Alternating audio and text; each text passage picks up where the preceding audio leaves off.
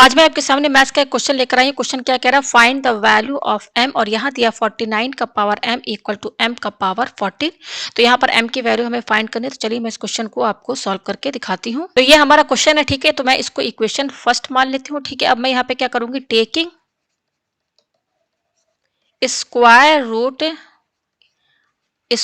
Root on both side in equation first, ठीक है ना। इक्वेशन फर्स्ट में हम क्या करेंगे, स्क्वायर रूट लगाएंगे।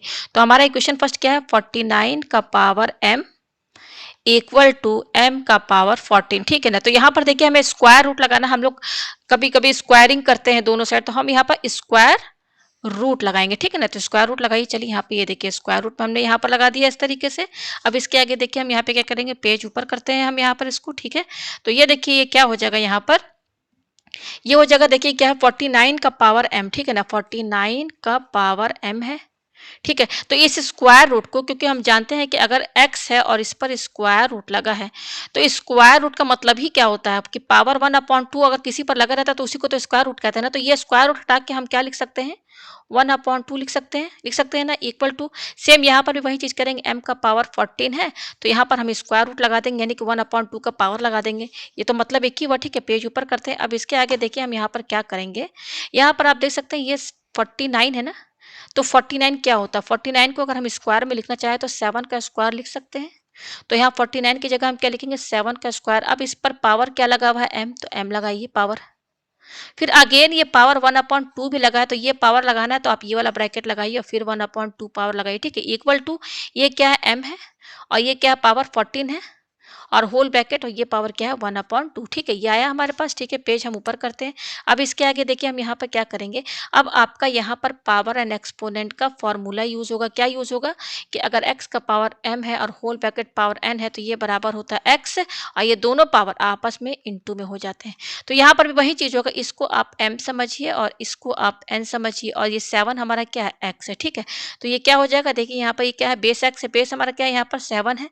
फिर ये क्या है, m हमारा क्या है, ये 2 है, 2 इंटू, और ये क्या है, n हमारा क्या है, यहाँ पर m है, ठीक है। ये आपको समझ में आया, ये हो गया। और इसके बाद ये पावर क्या लगा है, 1/2, तो ऐसे होल ब्रैकेट लगाइए और 1/2 का पावर यहाँ लगा दीजिए, इक्वल टू ये क्या हो जाएगा, m। यहाँ पर भी देखिए यही वाला फॉर्मूला इसमें भी यूज होगा। देखिए इसको आप समझिए m और इसको आप समझिए n, ठीक है ना। तो ये देखिए m है और ये n है। तो फॉर्मूला कैसे लगाएंगे आप, यहाँ पर देखिए ये x है, x हमारा क्या है, यहाँ पर m है तो हमने यहाँ लिख दिया। फिर क्या है, m हमारा क्या है, 14 इंटू, और ये n हमारा क्या है, यहाँ पर 1/2। ये कर दिया हमने, ठीक है। ये आपको समझ में आया। पेज हम ऊपर करते हैं। तो ये हो जाएगा 7, और ये 2 इंटू m क्या हो जाएगा, 2m हो जाएगा, होल ब्रैकेट, और ये पावर क्या लगा है, 1/2 इक्वल टू m, और ये क्या हो जाएगा, ये दोनों इंटू कीजिए तो ये हो जाएगा 14/2, ठीक है। ये आपको समझ में आया। पेज ऊपर करते हैं, ठीक है। तो अगेन यहाँ पर देखिए आपका पावर एंड एक्सपोनेंट का वही फॉर्मूला यूज होगा, अभी जो मैंने बताया। क्या बताया, x का पावर m है, होल ब्रैकेट पावर n है, तो ये दोनों पावर m और n इंटू हो जाएंगे। यहाँ पर भी ये 2m और ये 1/2 आपस में इंटू हो जाएंगे, तो 7 लिख के, और ये क्या है 2m इंटू, और ये क्या है 1/2 इंटू कर दीजिए, इक्वल टू m, और ये क्या है 14/2, ठीक है। ये आपको समझ में आया। पेज ऊपर करते हैं। अब उसके बाद देखिए यहाँ पर ये 2 और ये 2 कैंसिल, तो क्या बच रहा है, 7 का पावर केवल m बच रहा है, यहाँ m लिखिए, इक्वल टू ये क्या है, ये 2 से 7 कट गया तो 2 7 14, 7 बचा, m का पावर क्या बचा, 7 बचा हमारे पास, ये आ रहा है, ठीक है। अब कीजिए कंपेयर, नाउ कंपेयर करेंगे तो देखिए बेस को, ये बेस 7 ये है, यहाँ पर बेस ये है, तो बेस को बेस से कंपेयर करिए तो यहाँ पर m की वैल्यू क्या आ रही है, 7 आ रही है, और पावर को पावर के साथ इक्वल करिए तो m की वैल्यू क्या आ रही है, 7 आ रही है।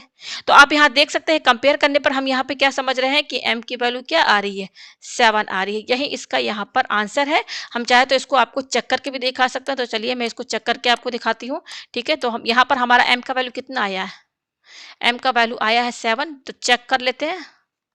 क्वेश्चन हमारा ये है, क्वेश्चन हमारा क्या, 49 का power m equal to m का पावर 14, यही है हमारे पास, ठीक है। चेक करना है हमें, तो चलिए चेक करते हैं। यहाँ पर हम, ये हमारा क्या है, ये हमारा है LHS, ठीक है, और ये हमारा क्या है RHS है, ठीक है, तो एलएचएस क्या है, यहाँ पे एलएचएस हमारा है 49, 49 लिखिए।